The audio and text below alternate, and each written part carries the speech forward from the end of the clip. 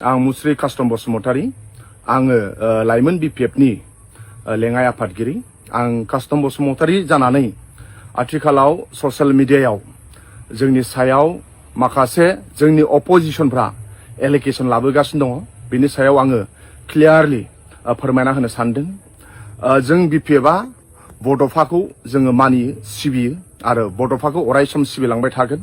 जोंनि अपोजिशन माखासे अपोजिशननि दैदेनगिरि बिथांमोनहा बिसायख'थि जेनखांनायनि उनाव बिपिएफनि सायाव बरनाम लाबोनो सानदों, बिपिएफखौ बरनाम खालामनो नागिरदों, बिपिएफनि सायाव गाब फुननो नागिरदों आरो दुथां।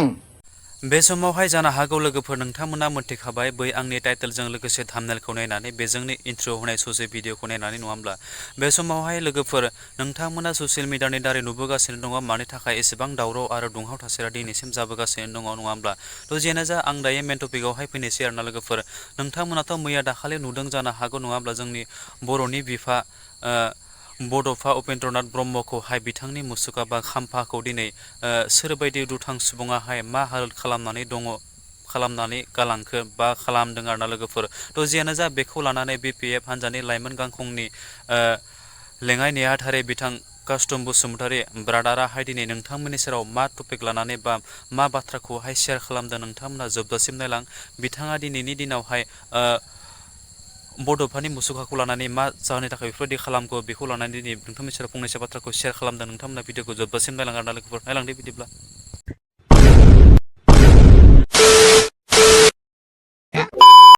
खुलुमबाय, आं मुस्रि कास्टम बसुमतारी आङो लाइमोन बिपिएफनि लेङाइ आफादगिरि आं कास्टम बसुमतारी जानानै आथिखालाव ससियेल मिडियायाव जोंनि सायाव माखासे जोंनि अपोजिशनफ्रा एलिगेशन लाबोगासिनो दङ बेनि सायाव आङो क्लियारलि फोरमायना होनो सानदों। जों बिपिएफआ बड'फाखौ जोङो मानियो सिबियो आरो बड'फाखौ अरायसम सिबिलांबाय थागोन। दा आथिखालाव ससियेल मिडियायाव बर' हारिनि बिफा बड'फानि मुसुखायाव जेरैबादि मुसुखाखौ जि खालामदों बिनि सावगारिया ससियेल मिडियायाव भाइरेल जागासिनो दङ। जोङो लाइमोन बिपिएफनि जानानै दुखु फोरमायदों आरो बेबादि खालामनायखौ जोङो कन्डेम खालामदों। जोङो बड'फाखौ अरायसम सिबियो आरो मानियो। बिनि थाखाय बिपिएफ हान्जाया देरहाखांनायनि उनाव जोंनि मानाव गेदेर हाग्रामा महिलारि सारा थुलुंगाफुरियाव बड'फाखौ खुलुमनो थांदों आरो सेक्रेटारियेट खाथियाव थानाय बड'फानि मुसुखायाव बिबार बावनायजों लोगोसे बड'फाखौ सिबिबोनाया जोंनि बिपिएफनिनो मोनसे कालचार। दा आं फोरमायनो नागिरनाया बिसोरजि जोंनि अपोजिशन माखासे अपोजिशननि दैदेनगिरि बिथांमोनहा बिसायख'थि जेनखांनायनि उनाव बिपिएफनि सायाव बरनाम लाबोनो सानदों, बिपिएफखौ बरनाम खालामनो नागिरदों, बिपिएफनि सायाव गाब फुननो नागिरदों आरो दुथां जाय अपोजिशन बिथांमोनहा बे जोंनि बर' हारिनि बिफा बड'फानि मुसुखाखौ जानला मोनला खालामदों।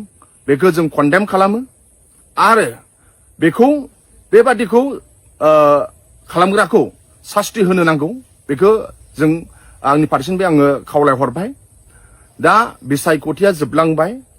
आङो बिटिसिनि रायजो राजा बिथांमोनखौ आं साबायखर बावो। साफ्रोमबो बिटिसिनि रायजो राजा बिथांमोना जोंनो बिपिएफनो भट होबाय मानाव गेदेर हाग्रामा महिलारि सारखौ फोथायनानै आरो आं रायजो राजा बिथांमोनखौ साबायखर बावो। नाथाय बिसायख'थि जोबनायनि उनाव अपोजिशन टिमफोरा बिथांमोनहा समाजखौ गुबुनले खालामनो नागिरनाय, बिपिएफखौ बरनाम होनो नागिरनाय बेफोर जाहाथे खालामा बेखौ आंनि फारसेनिफ्राय खावलायनाय थाबाय।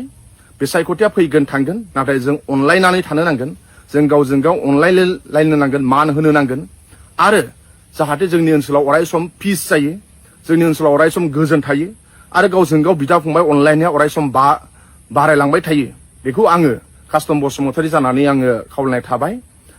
खनसेबाव बिटिसिनि रायजो राजा बिथांमोनहा बिपिएफनो मानाव गेदेर हाग्रामा महिलारि सारखौ फोथायनानै बिपिएफनो भट होबाय। बिपिएफआ मेन्डेट मोनबाय, 28 जन MCLA जोंनो होबाय। बिनि थाखाय बिटिसिनि रायजो राजा बिथांमोनखौ साबायखर थाबाय। जोबथारनायाव बर' हारिनि बिफा बड'फानि मुसुखाखौ बेबादि खालामनायखौ आं कन्डेम खालामो। बेबादि जाहाथे खालामा, जोंनि ओनसोलाव अरायसम गोजोन थाथों आरो बिदा फंबाय अनलायनाया बारा जाथों, जों अरायसम खौसेयै रायजो जानो हाथों बेखिनिखौनो आं आंनि ससियेल मिडियानिफ्राय BTC नि रायजो राजा बिथांमोननिसिम फोरमायहरनाय थाबाय। थेंक इउ, गोजोन्थों।